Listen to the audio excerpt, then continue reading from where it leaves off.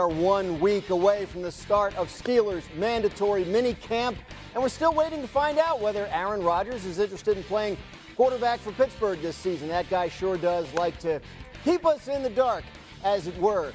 Welcome to NFL Live. I'm Dan Graziano, here today with Tim Hasselbeck, Sam Acho, and Jeff Darlington. We're going to talk about Aaron Rodgers and the Steelers. We're going to talk about a lot of stuff, but I did want to start with that particular saga. Jeff, what's the latest?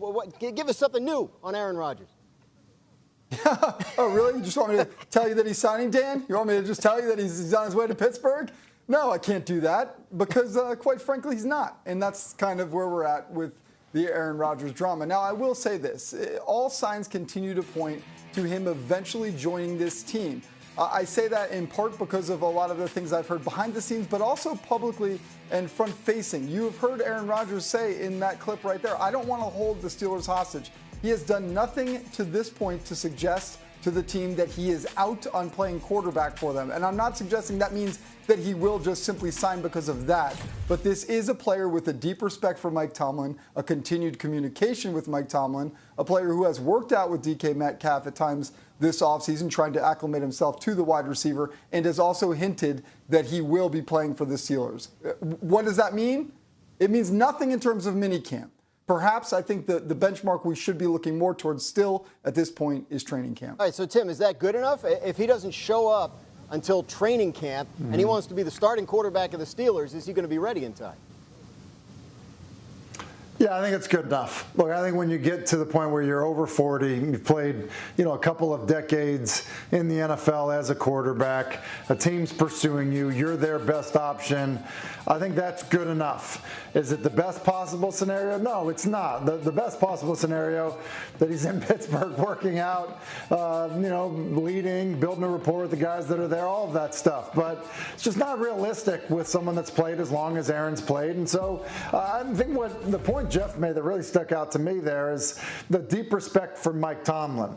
I do think that, the way Aaron Rodgers has gone about this with Tomlin, that communication, and I think what, at least to me, feels like a shared understanding that he will be there at some point.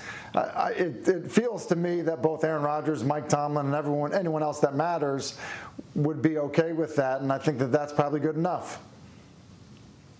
And I love the point that you made, Tim. You said anyone that matters. In this saga, this situation, the people who matter are Aaron Rodgers, Mike Tomlin, and then ultimately his teammates. Those teammates want Aaron Rodgers for week one, and they understand that for week one, you'd like to have him there by training camp. Organized team activities, Aaron Rodgers may argue, aren't necessary. Minicamp, he also may argue, isn't necessary. Tim, as you know, you go through OTAs, you put the same install during mandatory minicamp, then you go through the same install during training camp. And yes, it would be nice for Aaron Rodgers to build that rapport, to have that time with his team beforehand, but obviously that is not the case. And so as long as Aaron Rodgers is signed and on that team by the time training camp starts, or even a few days after training camp, as long as you get him by week one, you're going to be happy. Now, as soon as he starts saying, okay, maybe I'm not coming, you don't have him, that's when the bigger scenario happens, because then you need a plan B if you're the Pittsburgh Steelers. Well, so what would be plan B? I mean, Tim, we've heard talk about Kirk Cousins and still possibility that the Falcons might trade him if the right deal comes up. Would he be a better option than Rodgers at this point?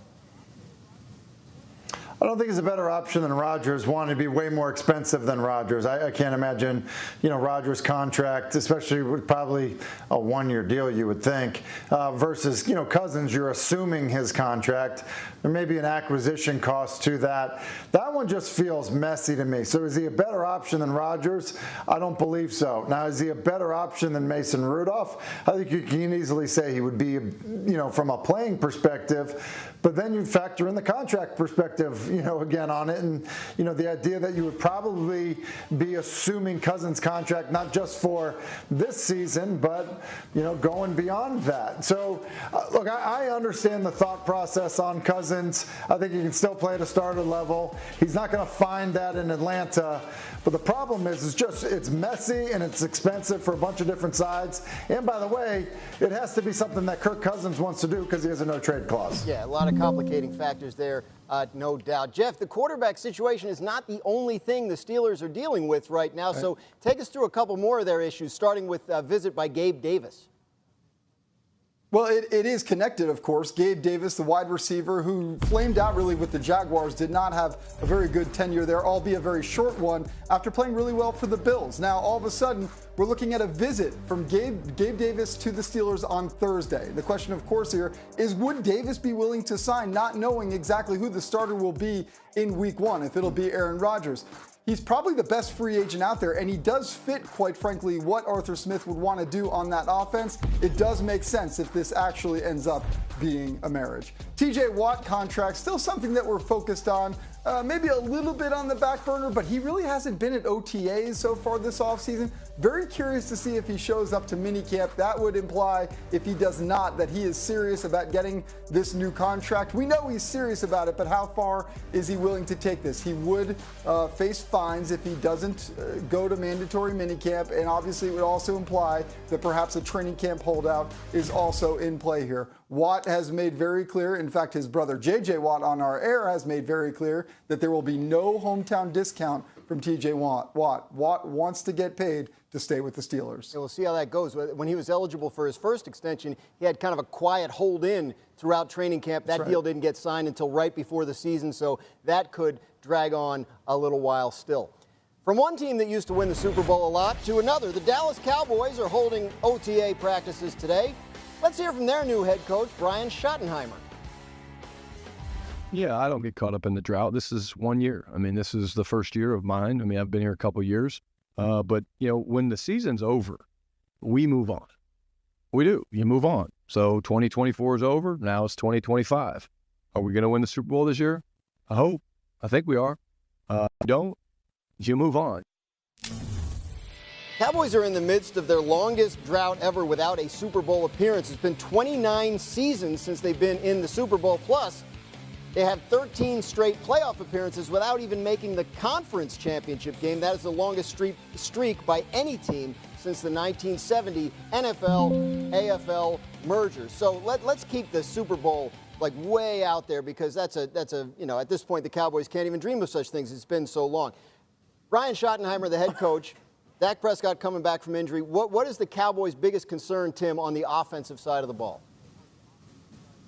Oh, I think it's Dak Prescott's coming off the injury. Look, it's a major injury. I mean, tore his hamstring, I believe, kind of off the bone. Had a long surgery, a long rehab to it. The Cowboys, when number 4 has been their quarterback, been pretty good, at least, you know, during the regular season. And so, look, I think, you know, they're going to go how he goes. He's an excellent decision maker. He's an excellent leader. To me, that is the biggest factor for them. And I also think this is, you know, you think about the big personnel change is George Pickens, you know, how he integrates in their offense. I think there can be some concern with that. I think if Dak is the quarterback, it'll work out okay. With Dak not as the quarterback, then I think you could run into some headaches. Yeah, the good news, Tim, here from an update standpoint, Dak Prescott has looked very mobile this offseason. He has participated in OTAs. In fact, said in April after that Week 9 injury, he said a couple months ago that if there was a game today, he'd be able to play. He has looked very mobile in OTAs. I'd expect him to be going through minicamp and, quite frankly, ready for training camp. So we all know a healthy Dak Prescott is really the only chance the Cowboys have. And so far, at least to start the season, it looks like he will be just that. We mentioned new head coach for the Cowboys. They also hired a new defensive coordinator, Matt Eberflus. So they're putting in a new defense this offseason as well. Here's defensive lineman Osa Odigizua on how that's going.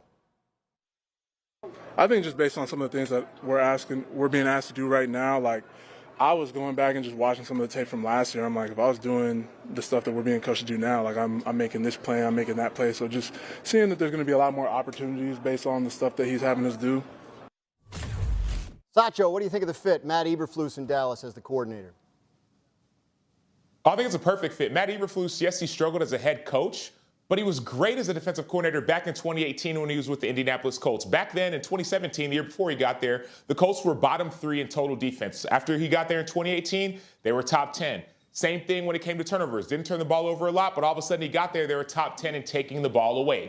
When you turn on the tape of Matt Eberflus-led defenses, you see them run to the football, you see them stop the run, you see them take the football away. And so the reason that Osa Odigizua was so excited is that he's one of the key playmakers in this defense. The 3 technique and that middle linebacker, right? Remember it was Shaquille Leonard?